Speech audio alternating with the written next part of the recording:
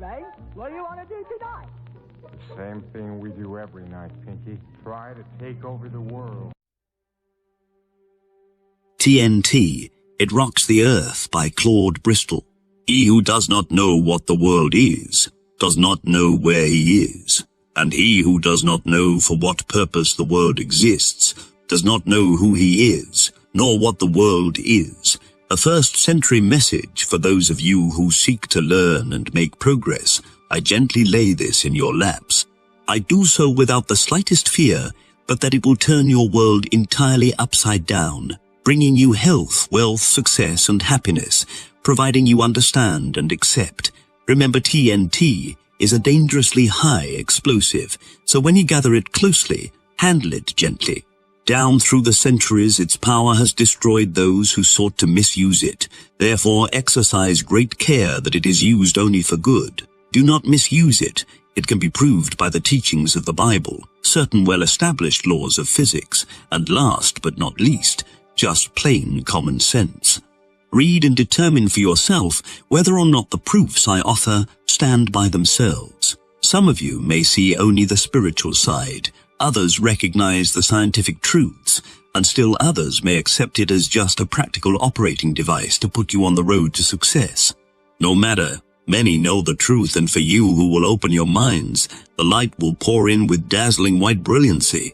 I'm indebted to an old friend of mine, an expert on X-ray and electrical high-frequency apparatus, who, when I was a boy experimenting with electricity, called to my attention the first bit of powerful TNT in my pocket. Then I didn't know what it was and didn't understand, but fortunately it has remained there all through the years. As I look back, I realize why he didn't make me understand what it was. He believed in me and knew that when I was ready to accept it, I would. It's taken nearly 30 years, during which time I sought up and down the highways, looking, seeking, and searching for the secret. Feel in your pocket all of the time. There was some in my pocket, mine for the mere reaching. However, I've got a firm grip on it now, and I will divide it graciously, knowing if used wisely it will blow away all obstacles and straighten out the road on which you've been wanting to travel all your life. For many years I was a newspaper man, and frequently I was behind the scenes. I met great men and women, interviewed famous people. Naturally, I studied them and tried to understand what peculiar qualities they possessed that placed them above the others, but their secret evaded me. Then came the war, and I wondered why others made progress, while I seemed to be blocked in my own ambitions. The war did teach me, however, that I could sleep in the mud, eat moldy bread, and live to laugh about it. This is part of my TNT, so remember what I learned. It helped me to give old man Fear a solar plexus blow, and I believe it will help you, hoping to find a royal road to fortune. I read hundreds of the so-called success books, and they took me nowhere. I did the same with books on philosophy, psychology, and still the great secret kept just a jump ahead of me.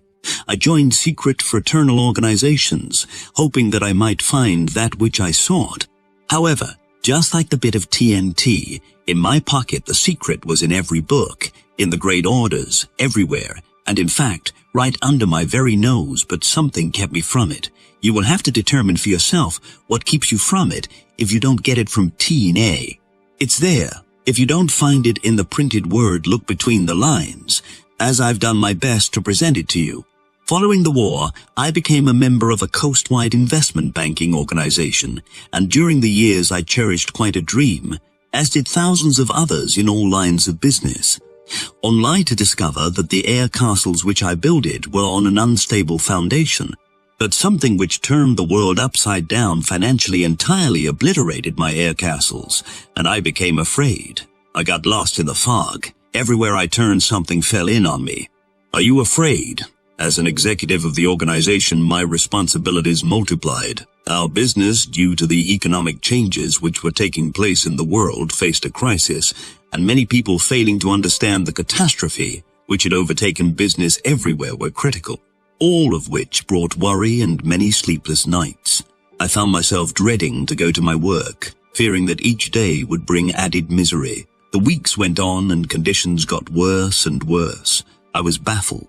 Several times I talked about getting out of the business, and one day in the latter part of June 1931, I made up my mind to leave.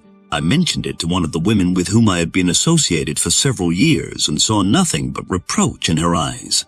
That night I tried to sleep.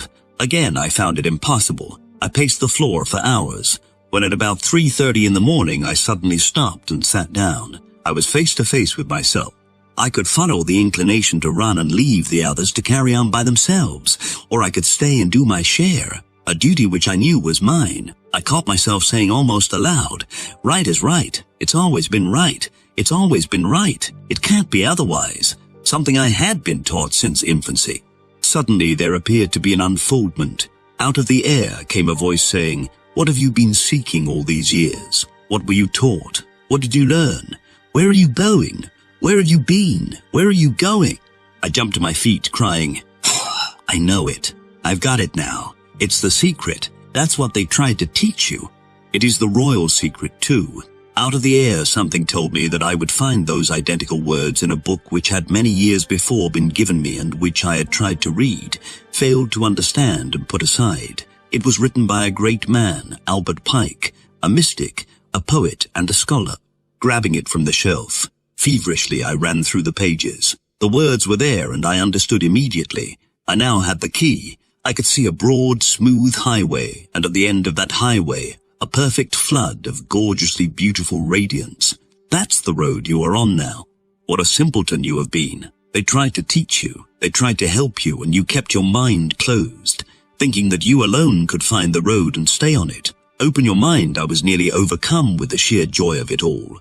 My fears, my worries had disappeared. I smiled. I knew that I was right and that everything would be right for me from then on. I slept like a baby. There was a different atmosphere in the office that day. The oppressive black clouds which hung over us began to fade away. I told the woman, she with the reproachful eyes, what had happened, and she smiled a knowing smile. She helped me get back on the track, and I can never repay her.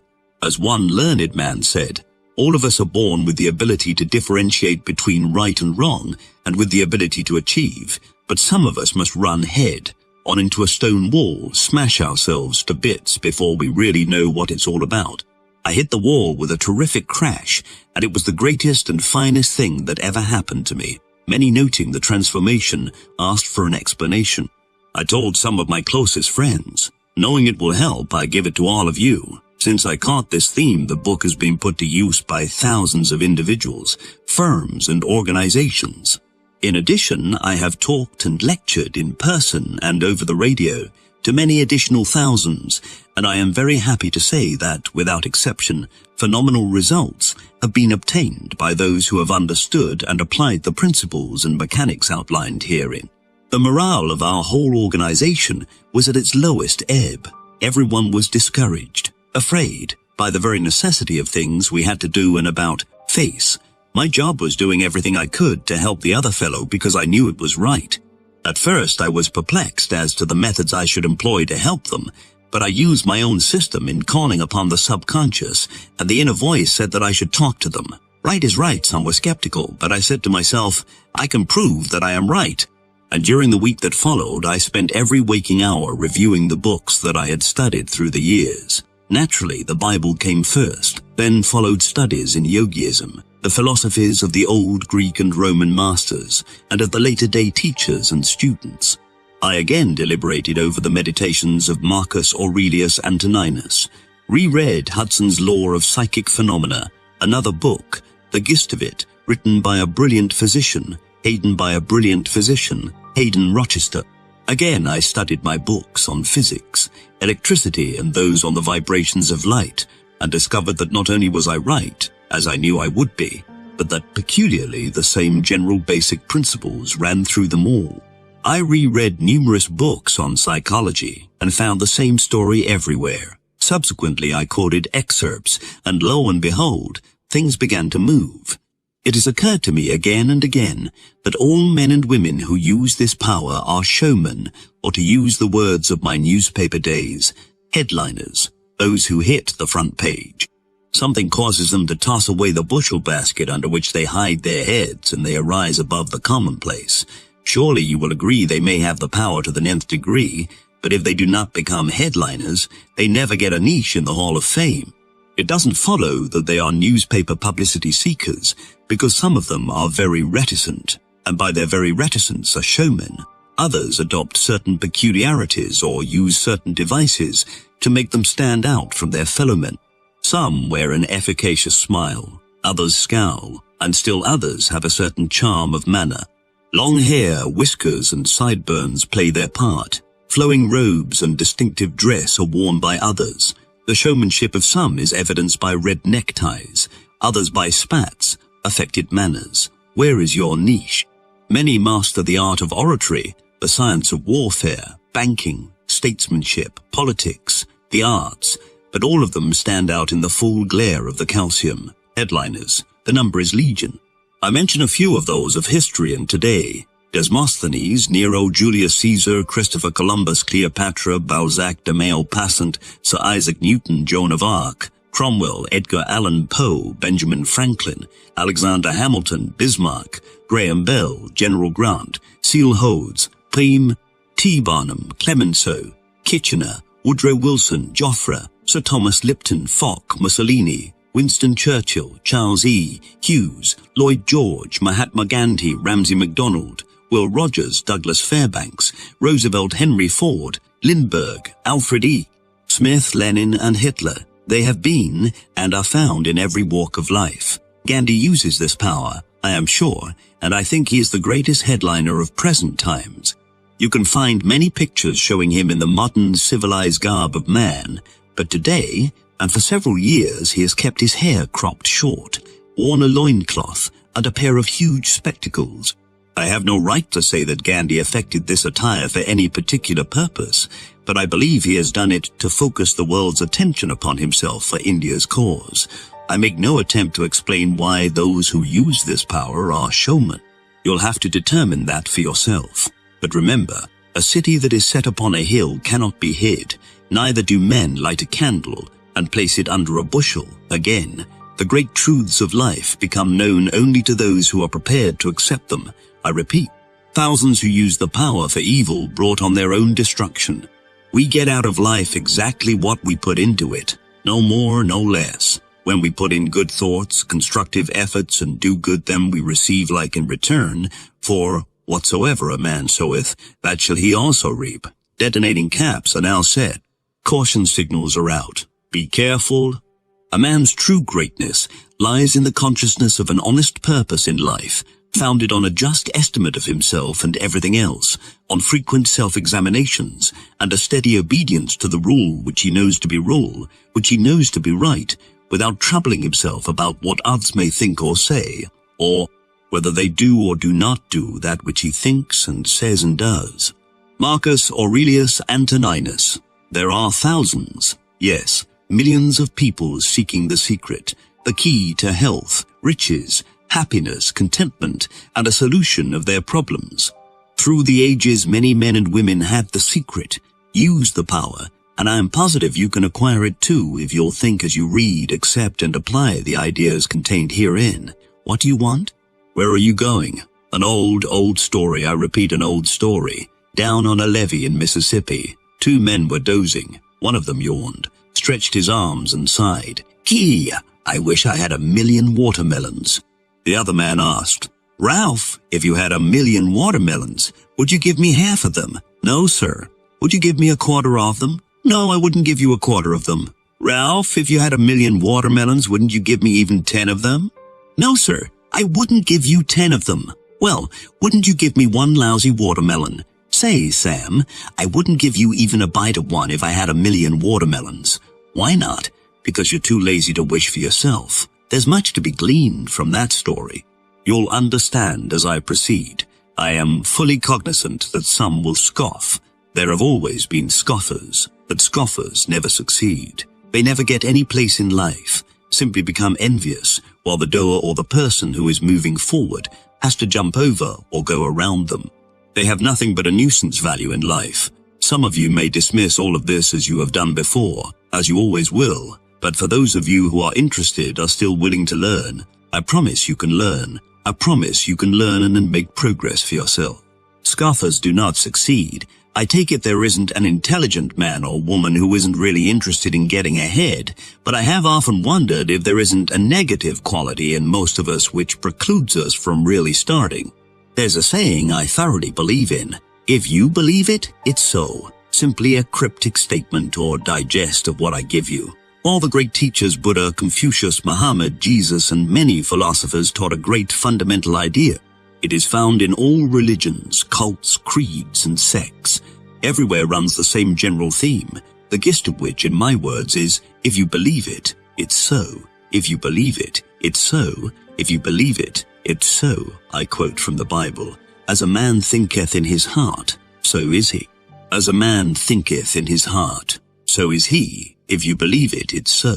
Note the similarity. Reduce the whole thing to one word, faith. I have heard many people say the day of miracles is past, but never in my life have I heard a thinker, a student, or a believer make such a declaration. Surely, the days of Aladdin and his lamp are gone. Perhaps they never existed. So with the magic wand, the magic carpet, and all of those things of fairy tale and legend, when I refer to miracles, I mean those things which can be accomplished through faith. Faith in your belief. Faith in yourself. Faith in the persons with whom you are associated. Faith in a power. Faith in that something, which controls the destinies of everyone. And if you can get that faith and dissipate the negative side, nothing in this world can stop you from acquiring what you desire. Believe in yourself. While this may sound fallacious, you can have anything obtainable if you really want it. All of us are prone to calculate and weigh things, permitting the negative side to creep to the fore, and our thoughts evidence themselves in such remarks as "it can't be done." I'm afraid. What will happen if I do it? People won't understand. It isn't worth the effort. I haven't the time. And similar verbal alibis. If you haven't expressed these thoughts to yourself, then others have to you, and through the power of suggestion, you have accepted them as your own conclusions. Why the alibis? This same message has been written and delivered thousands of times. It runs through the Bible. You find it in the great fraternal orders. It led the 3 wise men. The Crusaders carried it. Every outstanding character of history has used it. Moses, Alexander the Great, Napoleon, Shakespeare, Washington, Lincoln, Roosevelt, Wilson, Benjamin Franklin, Edison, Dr.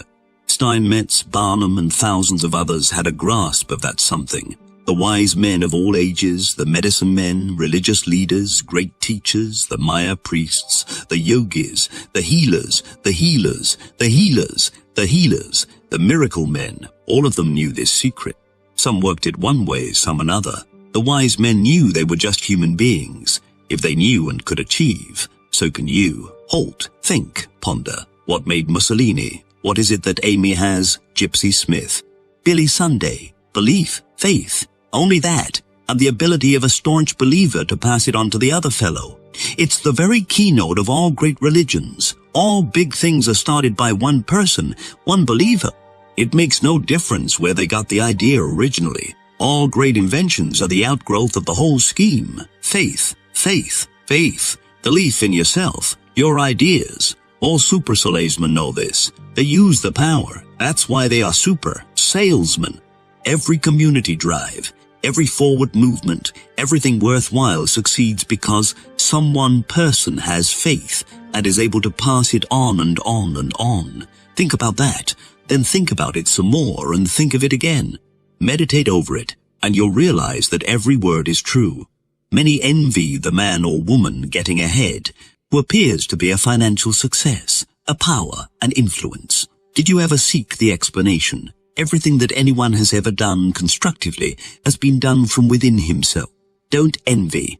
Do every one of us, if put on the right track, can accomplish what he or she is after by keeping before him or her my own expression. If you believe it, it's so, and adopting the old adage, where there's a will, there's a way. In other words, get that willpower, that faith, that belief working every minute of the day, 24 hours of the day, 7 days a week, 365 days a year. And I promise you, if it's done, you will leave people around you in the progress you make as rapidly as high-frequency electrical discharges oscillate through the ether. Pause and think for a moment. What is organized propaganda? Nothing more, nothing less than a well-developed plan to make you believe. You saw it work in the war days, and if you're wide awake to what is going on around you, you know that it's being worked in every line of human endeavor today, just as it was worked thousands of years ago, and as it always works. If you're reading the newspaper, listening to the radio, and will keep in mind my theme, you will realize that all these speeches of our leaders, our great executives coming to us with clock-like regularity, are being given with a purpose, to make us believe. Those men know it works. Stop, think, meditate. Mahatma Gandhi, upon arriving in England to seek a solution of India's problems, said, "I'm doing this because a voice within me speaks." Gandhi referred to something from within. Call it a power. Call it something supernatural. Call it anything you wish. Some refer to it as the subjective mind. Others call it the subconscious mind. Some instinct. Some universal thought. Still others to the impulses coming from within as hunches, divine messages. Spiritualists refer to it as a voice from beyond. No matter what it is, it gets results. And now I show you how to acquire it. The voice speaks first. However, permit me to set the stage by calling attention to the effect of repetition or reiteration. For example, take a pneumatic chisel. You have seen one used in breaking up solid concrete or piercing holes through steel. It's the tap of that chisel with the terrific force behind which causes disintegration of the particles and makes a dent or hole in the object on which it is used.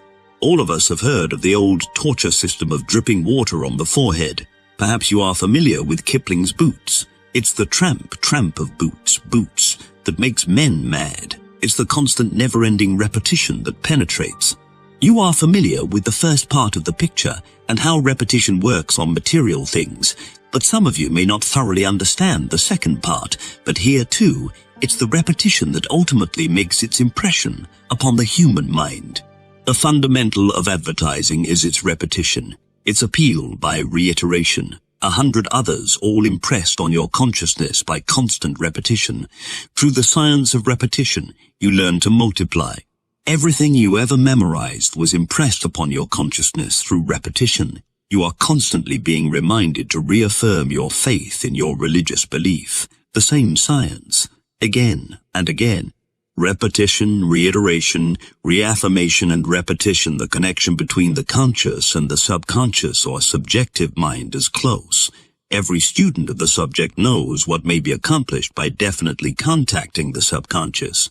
When you get a definite detailed picture in your conscious mind by using this process of reiteration or repetition and make the subconscious mind click, you have at your command a power that astounds. The science of suggestion. We hear much about the power of suggestion. We know how easy it is to make a person ill by constantly suggesting to him that he doesn't look well, etc. It's the constant mental review of his crime that makes a lawbreaker confess. As a newspaperman, I have been in on many third-degree sessions. I have seen detectives and prosecutors corner a single individual and shoot questions at that individual until his face was bathed in perspiration. It is the deadly repetition, the reiteration, the tap, tap, tap, tap, through the power of suggestion which brings confession. Skilled prosecutors, clever defenders appeal to the emotions of jurors, never to the conscious reason. And how do they do it? Simply by a process of repeating and emphasizing time after time the points they wish to stress. They do it with usage of words and variations of argument. Behind all there is the tap, tap, tap, tap, tap, tap, tapping, the subconscious, making the jaws believe. If you will keep this idea of repetition in mind, you will understand why members of a certain race of people are so successful in business. When families are gathered together, the subject of conversation is business, business, business, business. They talk their problems over. They keep before them constantly the idea of making money and making progress, and never for a moment are they permitted to forget. And they stick together, the idea that was born of necessity, just like a machine or an article is born of necessity. We are all familiar with the old adage, necessity is the mother of invention, and it is true of all human impulses and endeavors. A drowning man grabs at a straw, a starving man at a crust of bread. The impulses come when you get up against it. You who have been there know what you had to rely on in times of acute pressure and whether or not you heard a little voice from within. There can be no gainsaying that once you have made up your mind to do a thing, it will be done. But the trouble with most of us is that we sidestep, vacillate, and seldom make up our minds to what we want or determine clearly the road on which we wish to travel. All daydreams and wishes would become realities if we kept them constantly before us, put fear behind, shoved away all reservations, ifs and zans and buts. Again, a lot of us think we know what we want when, as a matter of fact, we don't. This sounds paradoxical, but if each of us knew what he wanted, he would get it, provided he had the willpower, the stamina, the dynamic force, the fight to go after it. Where are you going? Therefore, the first thing to do is get that spirit of determination. That may be obtained by constantly saying to yourself, I will, I will, I will, and will'em, and I will, and believe it. Then before you know it, you will have developed a willpower which, coupled with these other things I am about to explain, will change your whole scheme of things and get you on the road to success. If you haven't the desire to improve your own individual position in life, then you had better stop reading right now and burn this. However, should you have the desire, you are on your way to make progress. No matter whether you be a salesman, an executive, a mechanic, a writer, or what, or whether you are after money, love, improvement in social position, in the legal profession or medical profession, it makes absolutely no difference. You can utilize this power and acquire every single thing you want, whether it be a pair of shoes or a mansion. What do you want? Now, if you have the desire, the foundation is laid. Get a perfect, detailed picture of the exact thing or things you wish. If it is increased sales, fix the exact amounts. If it's something you want the other fellow to do for you, the love of a woman or the love of a man, a new suit of clothes or a new automobile, in thing and everything. No matter what you are after under this system, you can have it, provided the object of desire is morally right and the picture definite and positive. He who knows how to plant shall not have his plant uprooted. He who knows how to hold a thing shall not have it taken away. Lao Tzu, the Chinese mystic, 600 BC. When you have the picture firmly in mind, begin using the tap-tap system, as I have outlined. It is going to be the repetition, the reiteration of that picture upon the subconscious mind that will cause the little voice from within to speak and point out to you accurately and scientifically how you are to proceed to get what you want. And when it has spoken, swing into action immediately. Then, as you move, all obstacles will dissolve into thin air. Adopt this tap system. The idea is to keep the picture or pictures before you constantly, as an aid in the visualization of the things you want and to keep them uppermost in your thoughts. Write a word picture of them on several small cards. Business card size is convenient. Keep them always in your possession and look at them as frequently as possible, bearing in mind the more often you glance at them and visualize the pictures, the firmer become the impressions upon your consciousness. As a suggestion, pin one card above the mirror to be looked at in the morning when you shave. Permit the details of your wishes outlined on the card to increase as you continue to develop the mental pictures. Have another card convenient to look at while you eat your lunch, your dinner. Use the cards again just before you go to sleep. Keep it up. Tap, tap, tap, tap, tap. However, there's no point to writing down your wishes until you have determined that every single detail of what you want is to be photographed permanently in your thoughts, to stay there until they become realities.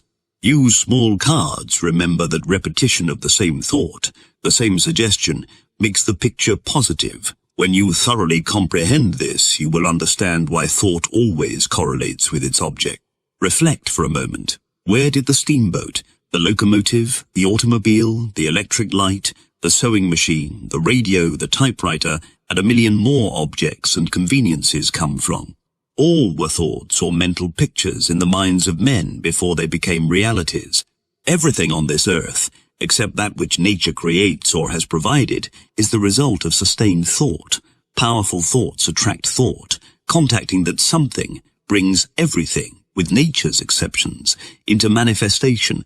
A single thought not to be followed up, a flash to be dismissed or lost, is like a bobbing cork, aimless and without purpose. However, the same thought, the picture of the thing you want kept constant, always attracts its object, just as a magnet attracts. The larger and more powerful the magnet, the greater its drawing force, and so it is with sustained thought. The more powerful it becomes, the more it attracts.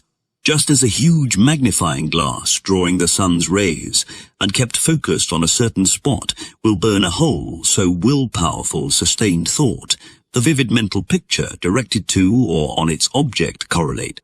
However, you must mentally see the picture of your object or ideal as a reality. See every detail of the picture as being in existence, just as you want the object or ideal to actually be. Then, as if by magic, the chain will link itself together. Now go back and reread this again until it is permanently impressed upon you. As an additional means of concentration, augment the foregoing formula with the use of a mirror. Daily and as frequently as possible study yourself in the glass. Search deeply into your eyes until you can see the fire of enthusiasm mount and cold. Steely determination take the place of doubt and indecision. Get to know yourself thoroughly and keep telling yourself where you are going and what you want. Sooner or later you will see mentally, at least, the reflection of your innermost desires in the mirror, and your daydreams will begin to take shape. As you grasp the science behind this theme, you will understand why many powerful characters have used this mirror idea with great effectiveness. Once the pictures are clearly defined, do not for an instant permit them to escape. Hold them with bands of steel. Use your mirror, so use all that is called fortune. Most men gamble with her and gain all and lose all as her wheels roll. But do thou leave as unlawful these winnings and deal with cause and effect. The Chancellor of God in the will work and acquire, and thou hast chained the wheels of chance, and shall sit hereafter out of fear of her rotations. Emerson's self-reliance constant practice of writing down your wishes and using a mirror will work wonders. Shortly you can form the pictures at will, without the use of either cards or mirrors, and you will find yourself tapping the subconscious mind almost automatically. Practice, practice, always keep tapping. Don't be afraid of overdoing or becoming extravagant with your wishes and desires because, as I said before, you can have every single thing you wish, but you must become adept at doing exactly as I tell you. Start wishing and doing when you visualize and keep the pictures constant. Action follows, because action, after all, is nothing more than energized thought. Never lose your vision, your mental pictures, for it is as King Solomon said nearly 3,000 years ago, where there is no vision, the people perish. Bear in mind, this whole theme is as old as man. The only thing I do is to give you the message in words of today and outline a simple system of mechanics which may be used by anyone. As we all know, the proof of the pudding is in the eating, and if you have any doubts as to whether or not I am giving you an exact science, try it. The automobile will begin to take shape. You will get the new shoes, and the bricks of the mansion will fall into place as though a magical hand has touched them. I know it, I believe it, and it's so. You know something of the efficacy of prayer. What is prayer but the expression of a heartfelt, earnest, sincere want or desire? The great master said, "What things soever ye desire, when ye pray believe that ye receive them, and ye shall have them." And it's true. All of us know the effect of our own desires on ourselves, and how events are influenced by great desires. Every economic change down through the centuries has been due to the desire of man to benefit himself. However, we must believe, have faith. Otherwise our innermost desires, prayers, become simply bursting bubbles. The great master also said, "If thou canst believe, all things are possible to him that believeth." I have pointed out the way that belief, faith, is engendered and kept constant through repetition, reiteration of the same thought. It's now up to you to do the rest. Keep in mind always, as I said before, you are appealing to the subconscious, that something way down deep in all of us, universal thought, to the powerful force behind, that omnipotent power, a supreme intelligence, or whatever you wish to call it. It is easier to go with the current than fight against it, but you must harmonize with others, with everything around you. No longer let thy breathing only act in concert with the air which surrounds thee, but let thy intelligence also now be in harmony with the intelligence which embraces all things. The words of a great philosopher, the ancients tapped it.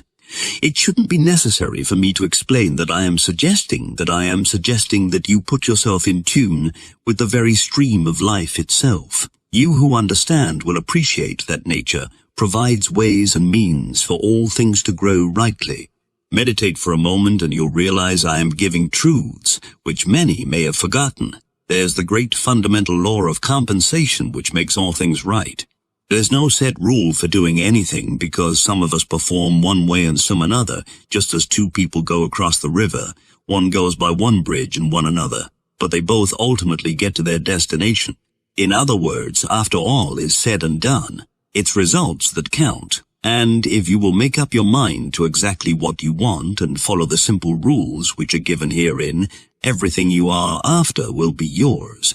I know it, I believe it, and it's so. After you get a grip on the power, do not let the results of its usage surprise you.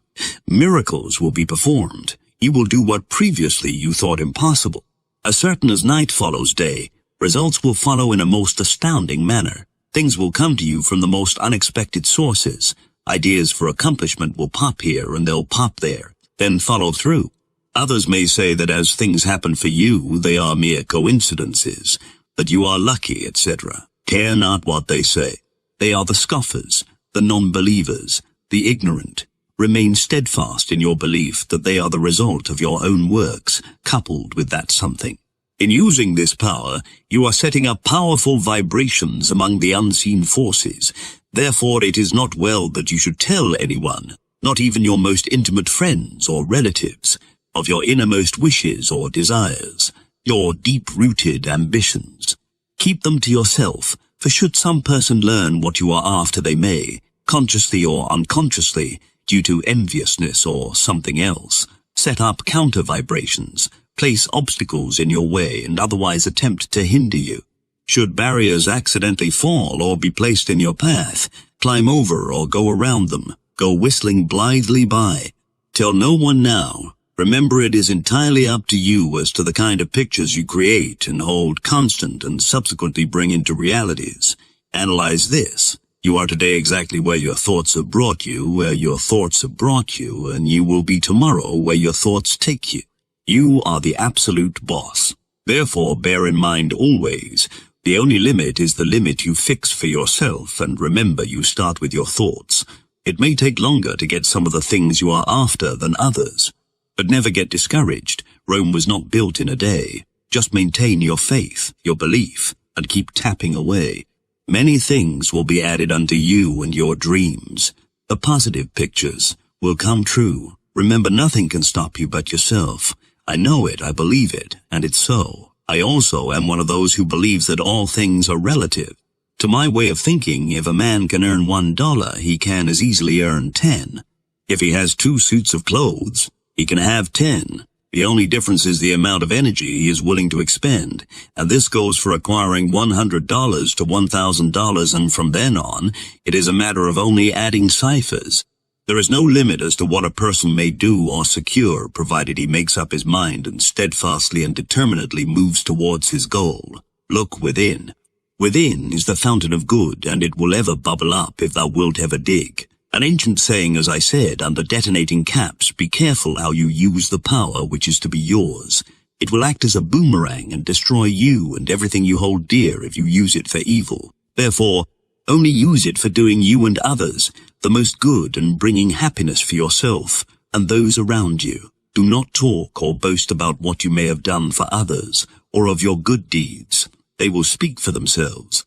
Just continue to give thanks for the fact that you are on your way. That's enough. Use it only for good. What is personality? What is it when you get in the presence of another person who has personality that grips you? What is it that causes you to feel his very presence, that overshadows you? It's nothing more than a dynamic force coupled with willpower, which is drawing from that huge reservoir of the subconscious. There are millions of people who have this personality. Some say it's natural with them. Perhaps it is, but they are unconsciously using this power.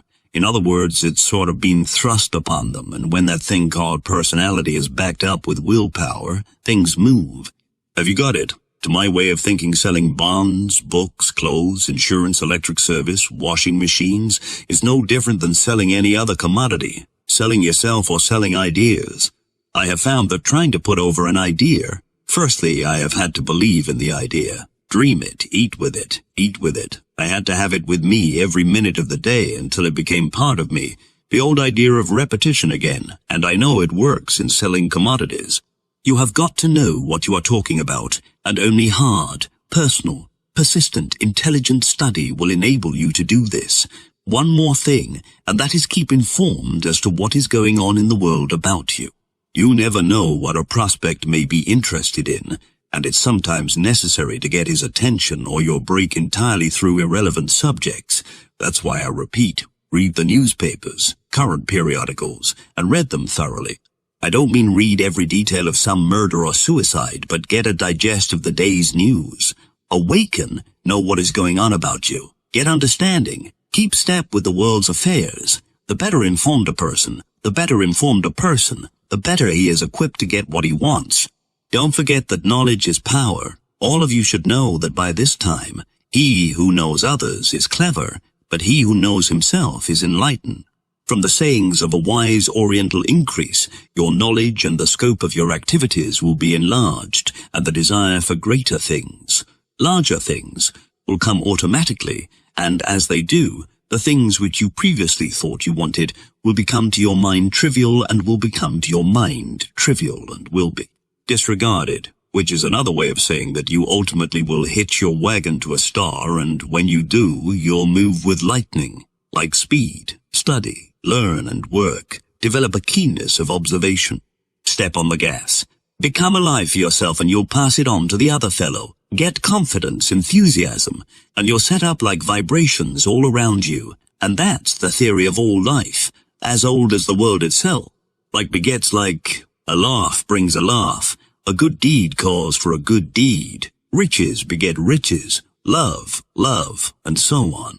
The old law of attraction stated in Ampere's theory of electrical magnetism is, parallel currents in the same direction attract one another. And when you are out of tune and antagonistic, you put others out of tune and make them antagonistic, because parallel currents in opposite directions repel one another.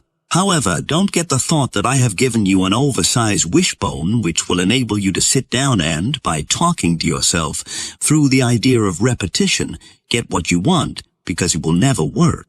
You have got to have the wishbone backed up with a backbone, and that isn't all. The wishbone and the backbone must be coordinated and synchronized to a point where they are running in perfect harmony, and when they are in tune, you will find personality developing. Then put action, energy into your scheme, and everything will move before you. Wishbones need backbones. I take it that all of us have admired that intense type of person. I mean by that, one whose shoulders are back, whose chest is out, whose head is up, and whose eyes are alert. It is easy to pick out in any organization those whose feet lag, whose shoulders droop, whose chins sag, and whose eyes are a blank. Drifters, loafers, quitters. First measure yourself. Then study those with whom you are associated, and you can tell at almost a glance those who will make progress and those doomed to failure. Every physical movement tells a story. Each marks your personality. Your body and your mind are in reciprocal relationship. Each acts and reacts upon the other. Your bodily movements, your facial expressions indicate the way you think. Now study yourself. Your eyes. In the mirror again. The person you see in the mirror is the one the other person sees. What kind of an impression do you wish to make on him? That too is up to you. You know whether or not you have personality. If absent or undeveloped, make up your mind to get it. You can, and you will when you make up your mind, and do as suggested herein. If you will develop that intensity of purpose, determination to get ahead, shortly the determination will show in your eyes. You have heard people say that a certain person has a penetrating gaze, that he looks right through one.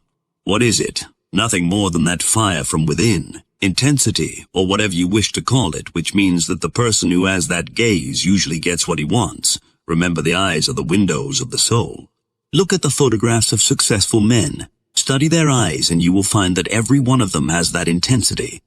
Therefore, I say, let it be reflected in the way you walk, in the way you carry yourself, and it will not be long before people will feel your presence. When you walk through a people will feel your presence. When you walk through a presence, when you walk through a crowd, and an individual prospect will feel that personality when you talk with him. The eyes have it all of this. is to explain that it takes an affirmative type to make progress, and the things I have pointed out may be utilized to develop you into an affirmative type. The negative type is sunk before he starts. Nature takes care of these situations through the old law of the survival of the fittest. We know what happened in the day of Sparta when children were put on their own, at a baby age, and only those who survived were given further chance. A negative type is a quitter, or another way. A quitter is a negative type, and while there is no point to going around hitting everybody on the nose just to start something, always remember it's poor business to let yourself be put on the defensive, as that is a negative side.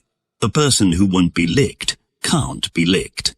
If you are taken unawares and suddenly put on the defensive, snap out of it. Take the offensive, because if you remain on the defensive, you are beaten. Of course, to bring about this intensity of being, it's necessary to be in good health. I do not claim that the power of will is a cure, or to mend broken legs and all that sort of thing, but I do know that constant application of the theory herein advanced will aid a person in ill health. All of you have heard of Dr. Emile Coe, the Frenchman who was in this country a few years ago, telling people they could cure themselves if they would adopt his plan. His idea was that you should say to yourself, "Very day, in every way, I'm getting better and better." Just ponder over that for a minute. Every day, in every way, there was nothing new in that idea, any more than there is in the ideas which I put forth. Simply another way of expressing the whole scheme. Reiteration, repetition, keeping uppermost in your mind all the time what you want, and which positive thoughts, in turn, are passed on to the subconscious mind. The wonder thing. Think health, wealth, and happiness, and they will all be yours. It cannot be otherwise. We all know of people who are continually talking about backaches, headaches, or some other kind of aches. They harp on them, and the first thing they know, with that reiteration, the aches become realities. If you have such an ache or pain, there is no point to talking about it. Neither is there any point to talking about your worries, your troubles. Do not talk about them. Do not think about them. Then they will not be in your mind. It is the repetition that keeps them there. Shift your gears. Reverse the process. Get away from the negative side and become an affirmative type. Think affirmatively, and the first thing you know, your aches, worries, and troubles will disappear.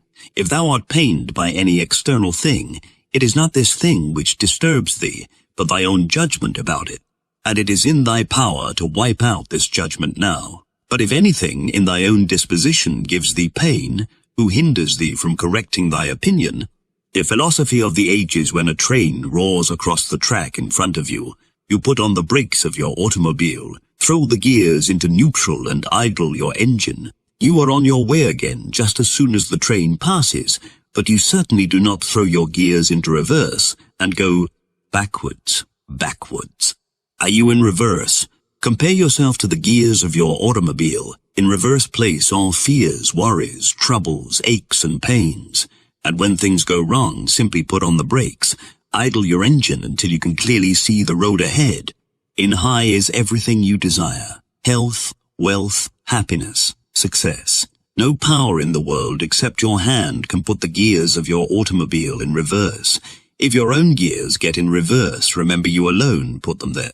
And you put them there with your own thoughts, because there is nothing either good or bad, but thinking makes it so. Therefore, as you think, you move either forward or backward, in high gear or in reverse.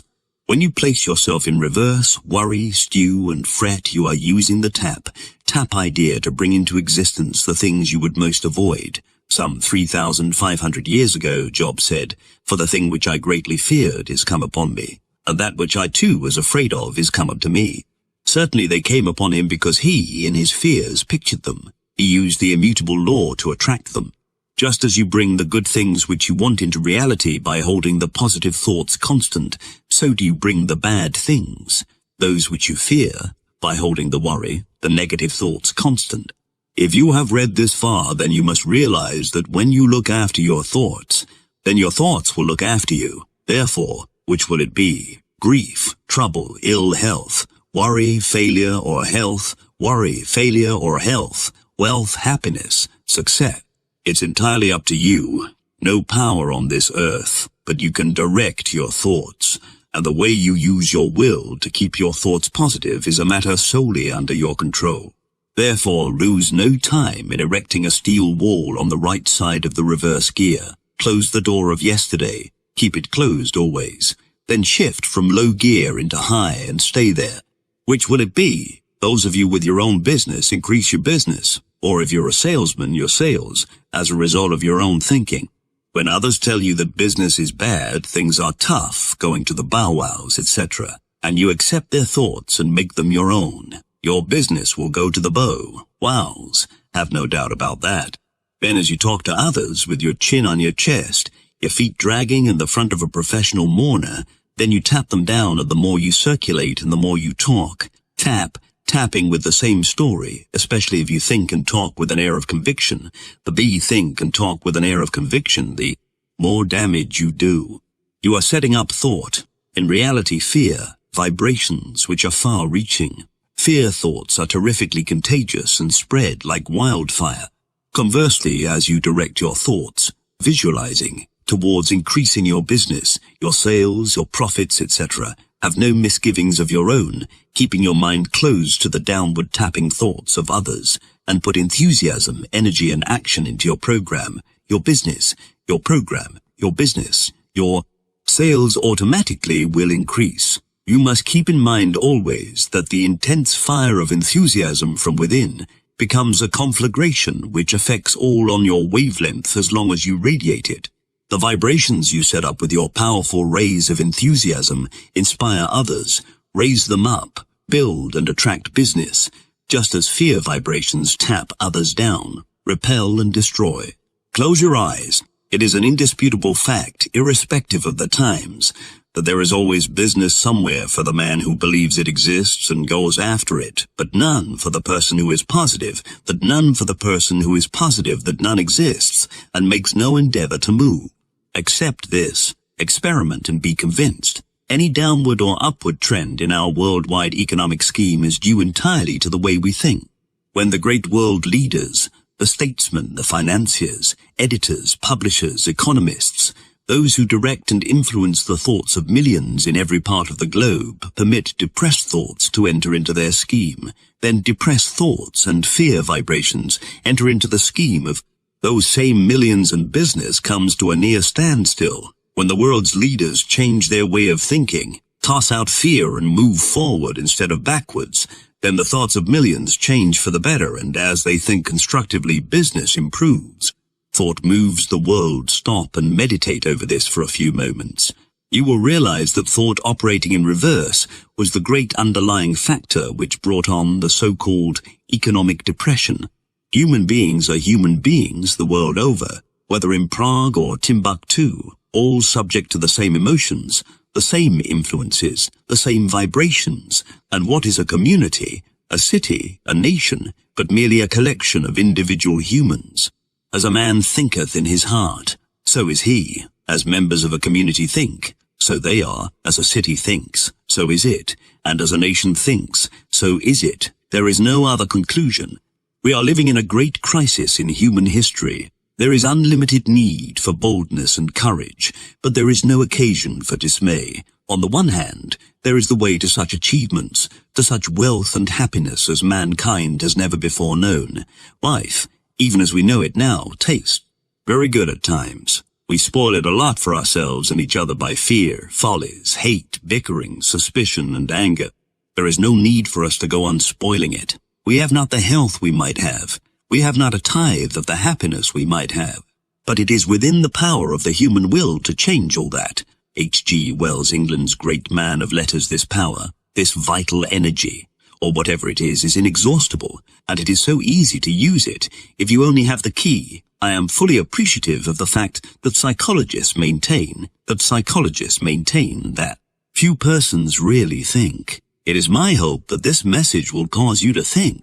If you dismiss it as so much balderdash, then I shall know that you have never understood or appreciated how the great characters of history whom I have previously mentioned, and many others with whom you yourself should be familiar, made names for themselves, or gained niches in the Hall of Fame. Change gears. Now real people, successful people, are those who made themselves, and not what others made them. After all, there are only two ways to move, forward and backward. Why not forward? Watch the down, an outer on the street. His whole trouble is lack of positive ideas. If he thinks he is down and out, he is. If he will change his ideas, he will be up and coming. All of us know that. You can shift your gears if you only realize it. You have been told how to keep out of reverse, and it is simply a mechanical process for yourself. Understand, and you will always keep your gears in high and move forward. A sale is affected by getting a prospect to think as you do, and unless you believe that the thing you are selling is good, then obviously you can't make the other fellow believe it. Believe in your goods, that is just plain common sense. So for those of you who may be selling, keep in mind what I have previously said about knowing your article and selling yourself. That is 99 of the success of selling. The other one is as legwork, contacting the prospect. You should realize that the bending other people to your will or getting them to do as you wish is simply having them think as you think, and that is very easy. Charles M. Schwab said, "Many of us think of salesmen as people traveling around with sample kits. Instead, are all salesmen every day of our lives. We are selling our ideas, our plans, our energies, our enthusiasm to those with whom we come in contact. So it is with every endeavor, and especially true of selling commodities, because you must contact people. Sell yourself, and when I say contact, I mean contacting them face to face. The day of order taking is gone, and it is only the persons who have got it in them who are to succeed now. All the others will sink. You cannot beat a fundamental law, the survival of the fittest. Therefore, forget about order taking and keep in mind the only way you can close a sale is to make the prospect think as you think. The best way is in face-to-face contact. You have got to be in his presence. You have got to be in his presence. You have got to see his reactions, the old law of cause and effect, and you have got to adapt yourself to the conditions as they confront you with that individual prospect. If you are intent on making a sale, and you must be if you are going to succeed, keep in mind my theme. The subconscious mind will be giving you ideas, hunches, inspirations, a perfect flood of them, which will guide you correctly. They will point out the way to get into a busy man's presence, into the privacy of his very self, and when you get there, stand on both feet. Follow your hunches, be alert. Make him feel your personality. Know what you are talking about. Be enthusiastic. Don't quail. You are just as good as he is, and besides, you may have something which he hasn't, and that is utmost confidence, utmost faith in the article you are selling. On the other hand, if he is a success, he also has personality. Therefore, be sure to put the contact on a 50-50 basis. Do not belittle him. Do not let him belittle you. Meet on common ground. Make him like you, and when he likes you, and when he likes you, and you him, success is on its way. Remember, you are going to sell him. There is strength in teamwork. The esprit de corps pounded into those of us who were in the army made the American forces what they were. And it's the esprit de corps, teamwork, determination to move forward, which will shove us along.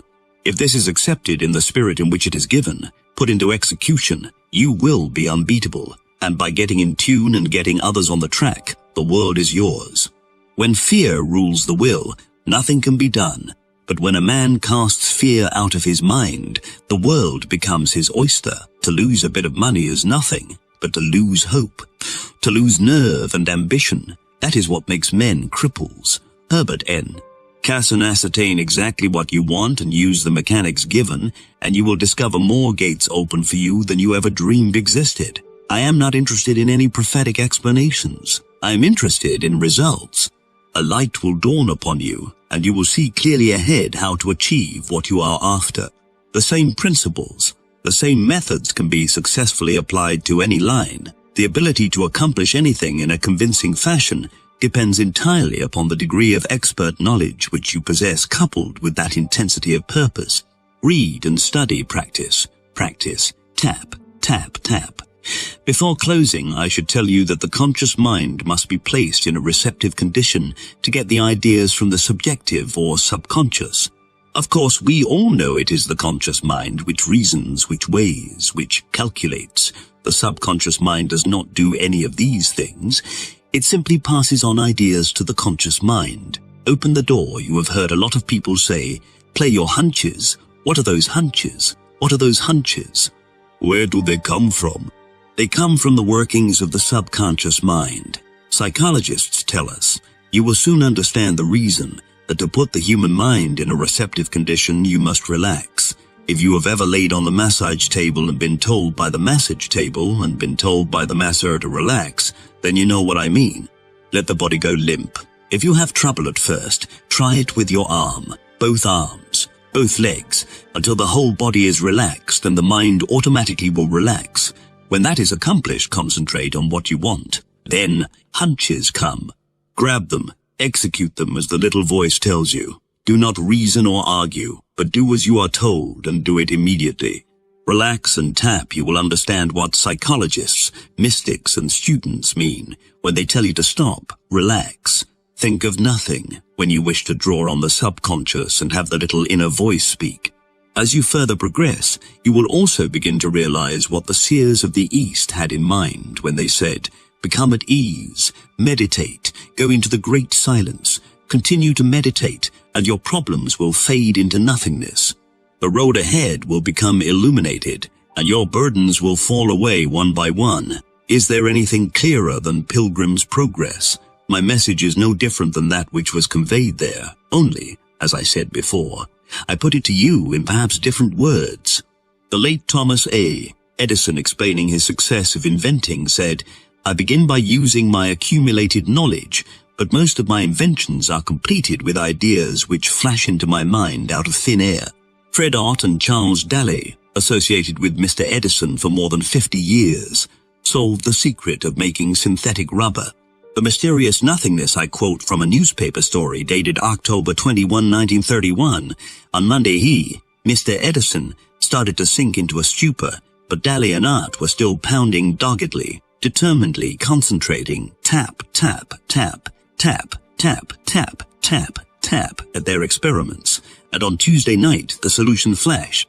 Out of the mysterious nothingness, the little voice spoke, just like it always does when you make up your mind what you want and when you go after it. If your own little inner voice suggests that you ask for something, do not be backward about asking. You have nothing to fear. The other person will never help unless he knows your wishes, so you must ask. Accept the theory advanced herein and practice intelligently, and the voice will speak just like it did for Edison, Ott, Daley, and thousands of others, and you will get results. All will be yours. In Julius Caesar, Cassius, he of the lean and hungry look, talking to Brutus of the Roman emperor's power, said, the fault, dear Brutus, is not in our stars, but in ourselves that we are underlings. As you know, William Shakespeare wrote that, and he himself arose above the commonplace by using this power. If you are timid, backward, in a rut, and an underling, it is because of yourself. Blame not the stars. Blame not society. Blame not the world. Blame yourself. Again, I say, change gears. Put them in high and begin to move. Who is to blame? Some people not thoroughly understanding may say that you are conceited, self-centered, or selfish, but care not what they say.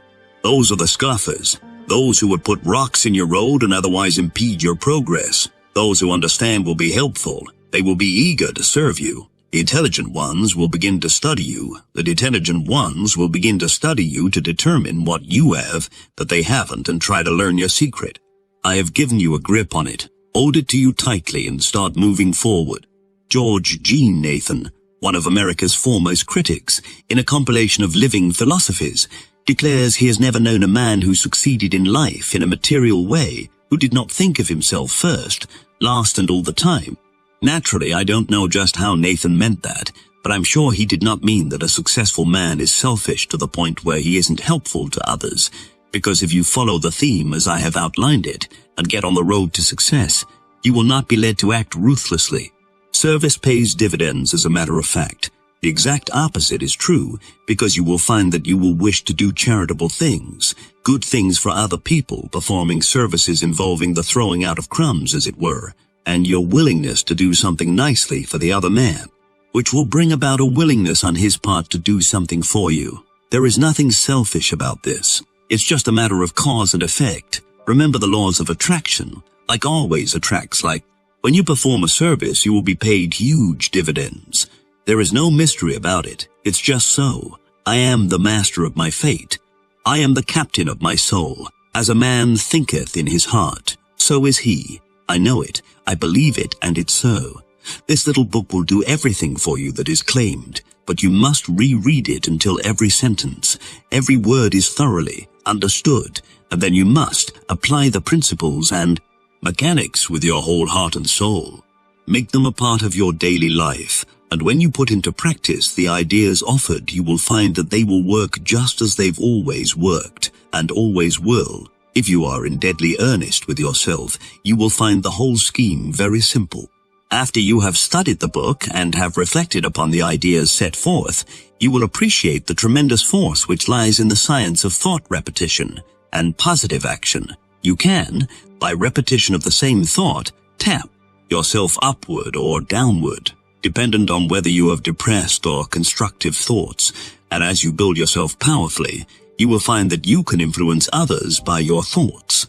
Therefore, let me again admonish you to exercise great care that you do not misuse your power. Keep your mind filled with good, constructive thoughts, and then act with all the energy you possess as the ideas come to you. Remember, every thought kept ever constant leads to action and results follow. So keep this book and read it again over and over. Study it and reread and study it as frequently as possible. In the beginning, all things were good. Man himself made them bad. You do evil and evil will be done unto you. When you do good, you will receive good in return. You can be what you wish and have everything you want, provided you are willing to pay the price in time, thought, effort, and energy. You now have the key to receiving all that you desire. Best of luck to you and your future endeavors.